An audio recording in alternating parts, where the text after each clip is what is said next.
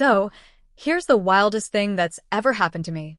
I was at a wedding I wasn't even technically invited to, and somehow I ended up being the key witness in a family drama so intense it could have been a reality show.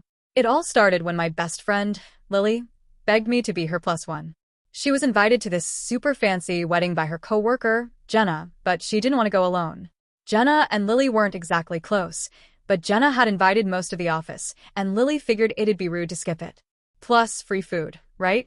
I wasn't doing anything that weekend, so I agreed. The wedding was at this gorgeous vineyard outside the city. Picture rolling hills, string lights, and a ridiculous number of flower arrangements. I felt underdressed the second we got there, but Lily reassured me no one would notice. She was wrong. The first thing I noticed was how tense everyone seemed.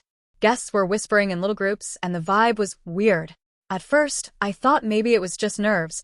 Big weddings can be stressful. But then I overheard someone say, "I can't believe she's going through with it after what he did." Now, I'm not usually one to eavesdrop, but come on. That sounded juicy.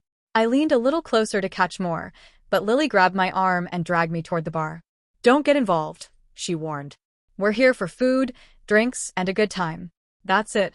Fair enough. I ordered a cocktail, and we found a spot near the edge of the crowd. The ceremony was about to start, and the guests were being herded toward their seats. That's when I noticed the groom. He was standing up front, fidgeting with his tie, and looking like he'd rather be anywhere else.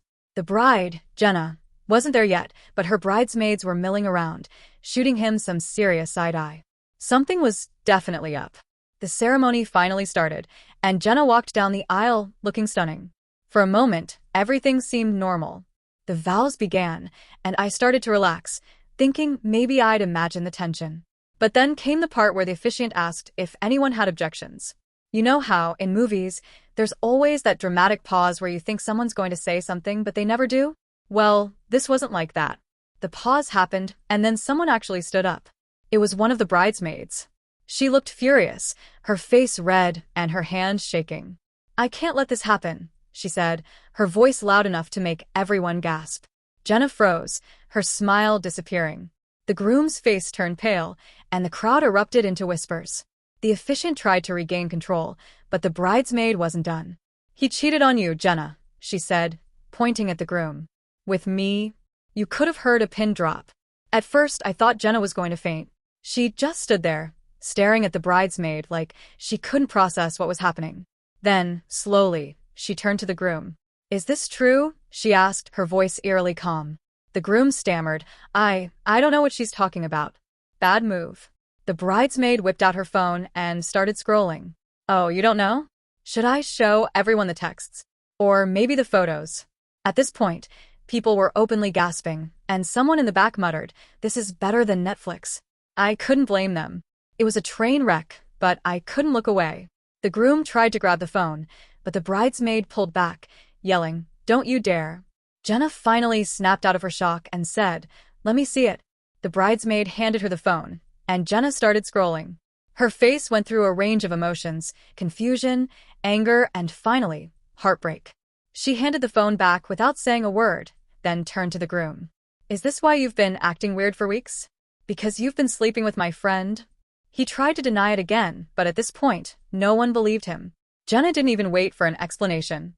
She ripped off her veil, threw it on the ground, and stormed off. The groom tried to follow her, but one of her other bridesmaids blocked him. "Haven't you done enough?" she snapped. The guests didn't know what to do. Some people started leaving, others stayed in their seats, and a few even pulled out their phones to record. Lily and I were just standing there, stunned. I mean, what do you even do in a situation like that?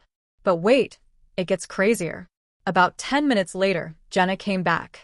Her makeup was smudged, and she looked like she'd been crying, but she was holding a microphone. "Since everyone's already here," she said, her voice shaking, "I might as well make an announcement." Everyone went silent. "I'm calling off the wedding," she said. "Obviously. But the reception is paid for, and I don't see why it should go to waste. So, if you want to stay and party, be my guest. Just don't expect to see me or him there." With that, she dropped the mic literally and walked off again. The crowd was stunned for a moment, but then someone started clapping. Slowly, more people joined in, and before I knew it, the tension had broken. People were laughing, cheering, and heading toward the reception area. Lily and I looked at each other, unsure if we should stay or go. But hey, free food is free food. We ended up sticking around, and honestly, it was one of the best parties I've ever been to. The DJ was great, the drinks were flowing, and the drama gave everyone something to talk about.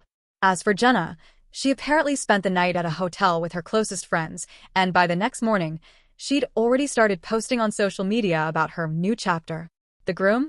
No one really knows what happened to him, but I heard through the grapevine that he tried to apologize and got completely shut down. So, yeah. That's the story of how I accidentally became part of a wedding disaster.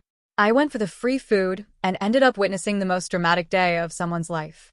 And honestly, I'd do it all over again.